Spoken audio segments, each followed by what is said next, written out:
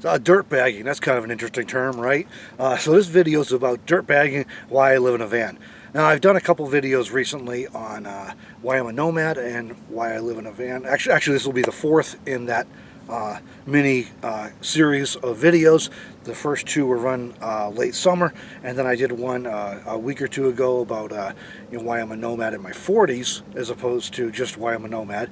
And so this will be the second one on why I'm in a van. And in this one, in the video before, I talked about because I like to travel and I don't like sitting still and this sort of thing, and those are all perfectly true. But there's another component to it that I didn't really get into in that video much, and that was a big piece of why I finally did get on the road full time a couple of years ago, and that is about dirtbagging.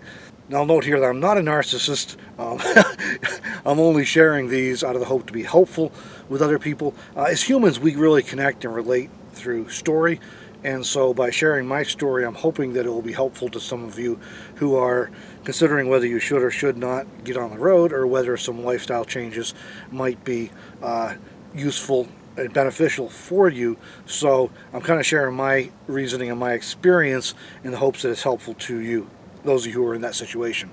So the term dirtbagging, there's some really slang references to on the internet, but the way I'm using the term and the way it's in popular culture in recent decades kind of originated out of climbers, mountain climbers, rock climbers, who would literally live in their cars or sleep on the ground or live in a cave, just to be able to put more and more of their time and effort and focus into climbing.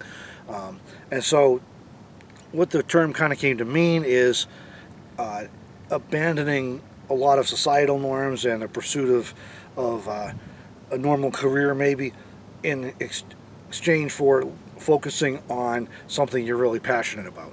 And so it's kind of like an extreme voluntary simplicity so that you can pursue something. And around the same time, I was familiar with that term, and around the same time, a couple of years ago, 2.5 years ago, 2 years ago, as I was getting ready to get on the road full time, I came across some other stories. I was aware of a guy who was living out of a home-built bike trailer so he could paint and sell his paintings. I came across stories of a couple of programmers who were starting different kinds of startups, and they chose to live in tents or out of their car to be able to focus on their startups. They're starting their business and this is what happens sometimes, is that you're faced with a crisis point and you realize, I really, really want to go forward with this thing in this direction. I'm passionate about it. I want to put my effort in. I'm sure I can make this work. But if I'm trying to work 40, 50, 60 hours a week, like a lot of us do to pay the rent and the car payment and all the other things, utilities, all the other stuff that goes with modern life in America, there's no time left to put into those things.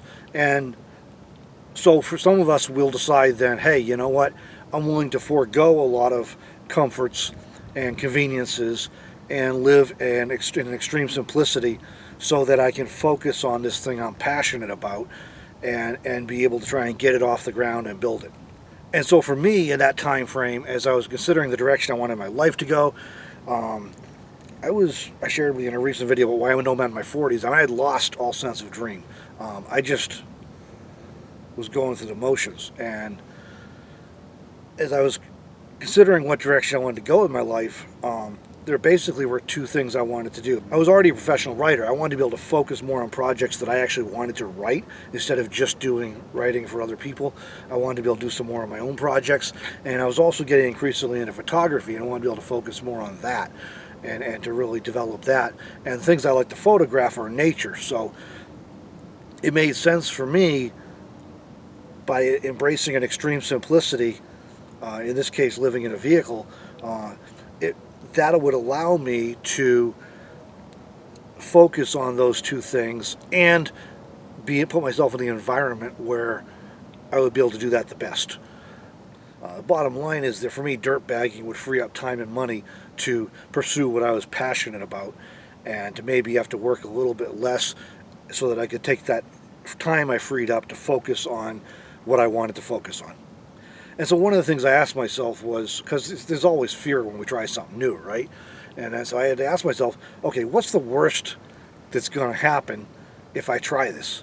Well, the absolute worst thing I could come up with was like some disaster that I'd end up dead. But, you know, so what, right? Because I could have a disaster and get killed on my way to an office job in a city or something or whatever. I mean, so that's not really, you know, that could happen anytime, anywhere. So the most realistic worst case scenario was going to be that I went broke, things didn't work out, and I ended up kind of destitute. Well, that's not fun, but again, so what? I've been there before and come back from it, and that was a risk I was willing to take to pursue this. You know, and that was really the worst thing I could figure was going to happen, was things didn't work out for me and I went completely broke and ended up destitute. So I decided to take that risk. Now I didn't quite get that bad, but I did have a period of downturn last year that was pretty rough for a while. I lost several freelance clients in a short period of time, including my biggest one.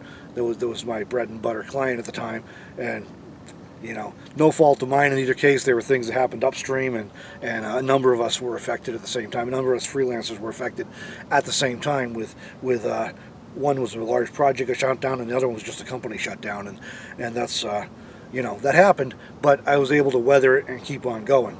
So basically, for me, living simply, extremely simply, really, allows me to focus on and pursue the things that I want to focus on and pursue. They allow me to pursue work that is meaningful to me, rather than just whatever pays the most so I can cover the bills. I still work, don't get me wrong about that. I work more than full time. I work plenty. Is not that I don't work. Is not that I hardly work. I work a lot, but I'm able to pick work that I find meaningful and rewarding and somewhat enjoyable, at least, and put my focus there. And I'm able to have a little bit of time to do more time to do things that I want to do. One of the projects that came out of that I never anticipated, this is kind of an aside, but I never anticipated this when I was getting on the road 2 years ago, is this YouTube channel. This was not something that was on my radar, but as a project that I was able to carve out the time to explore and to do, precisely because I was living simply and I freed up some space in my life to tackle a project like this. So that's exactly kind of an evolution of the photography I was into, but it's something I was able to do because I was more or less dirtbagging. Now, is this for everyone? Is that what I'm advocating? Should everyone be dirtbagging? No. This just is not something that everyone would want to do. It's not something everyone should do. It's just an alternative for those who are not satisfied with what they're doing now. They're working in jobs that aren't meaningful or rewarding, or they're just struggling to make ends meet, and they're working so many hours trying to make ends meet that they cannot do other things that are meaningful and important to them. That's who I think this is for. And if you're in that camp, whatever that is you want to pursue, then it's worth considering extreme simplicity. Now, it doesn't necessarily have to be living in a vehicle or sleeping on the ground. That's one way of doing it, but maybe you just want to find other ways to move into a smaller place, downsize in other ways, and free up space that way. But the bottom line is the same. If you can live more simply and lower your monthly expenses, then that frees you up to focus on things that are important to you. And one of the reasons I'm doing this video right now, because I think it fits in nicely with the series that I just started earlier this week on income on the road. So we did the introduction of that a few days ago, and this is Thursday as I'm recording this, so tomorrow is one going up on freelance gigs for nomads. So I'm doing this 4 or 5 or 6 part series on income on the road and how to make money as a nomad so that you can pursue these things. So, because for most of us who embrace dirtbagging or anything similar, so that we can pursue things we are interested in, for most of us, we're going to still need to make some money to support ourselves. Even if we lower our costs, we're still going to have to have some income each month. And so that fits in with that overall series. So, like I said, I got on the road for multiple reasons. I talked before about not liking to sit still, liking to change the scenery, to travel, to explore, all that stuff. And those are all totally true. And another component of it for me was cutting my costs and living as simply as possible so that I could pursue some things that I wanted to pursue. Like at the time, writing and photography, and it evolved into doing videos too.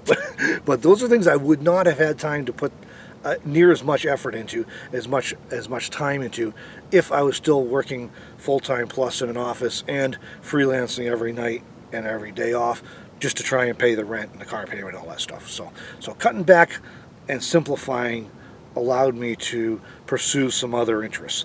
So that's why I did it. In addition to wanting to travel and things, and these are some of the things that come out of it. So, and we'll be looking, like I said, the rest of the series there, we'll be looking at some ways that you can earn money on the road if you want to get on the road and simplify your life as a nomad. And of course, as I say, you can also simplify and still maintain a stationary residence. You can do that too. You don't have to do it on the road. So. But that's it for this video. I hope this was interesting and maybe helpful to you if you're debating whether simplifying your life might help you out to do some things if you're in that situation and you're feeling some similar stresses. That's my story. That's kind of what I did, and so hope that helps you out. And we'll see you in the next video, everybody. Thanks for watching.